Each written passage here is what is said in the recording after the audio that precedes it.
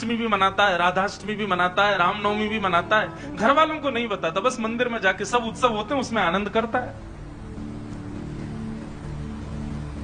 8 वर्ष का बालक काले खां यमुना जी के तट पर, नदी के तट पर कहीं खेल रहा था अपने मित्रों के साथ, और एक सर्प ने उसको डस दिया। सर्प के डसते ही महाराज नीला पड़ गया उसका पुत्र, बेहोश होकर गिर गया। बालक दौड़े दौड़े गए काले खां के घर। काले खां तो मंदिर में था, उसकी पत्नी को जाके बताया। पत्नी रोते रोते मंदिर पहुंची, जाकर के बोली जल्दी चलो, हमारे बेटे को सर्प ने डस दिया है, वो नदी के तट पर बेहोश पड़ा है।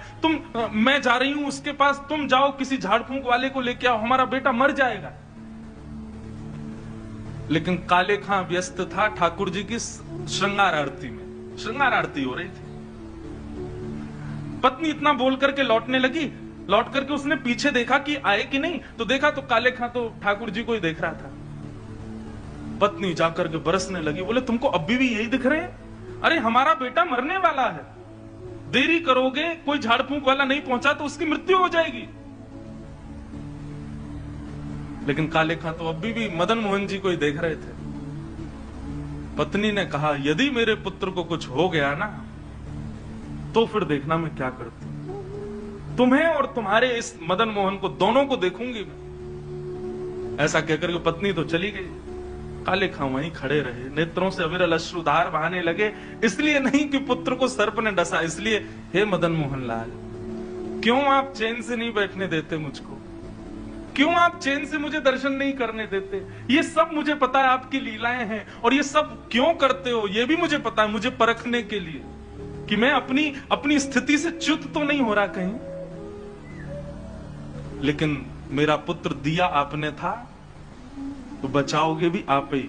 और पुनः कहूंगा, इसलिए नहीं कि मेरा पुत्र है, इसलिए कि मैं आपसे दूर ना हो जाऊं, बस मेरे पुत्र को बचाना।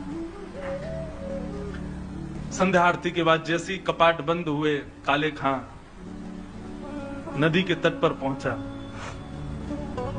भीड़ इकट्ठी थी। पत्नी को जैसी पता चला काले खां, बोले आगे ओझा को नहीं लाए, झाड़ फूंक वाले को, बोले वो तुम्हें भूल गया। इतना कहना हुआ कि महाराज परिवार के लोगों ने काफिर काफिर कहकर के काले खां को सुनाना प्रारंभ कर दिया। दौड़ करके गए, ओझा को लेकर के आए। जैसे ही ओझा ने आकर के उसकी नबज आदि देखी तो कहा, यह बालक तो जीवित नहीं है, इसकी तो मृत्यु हो चुकी है। सब रोने लगे। काले खां की पत्नी ने अपने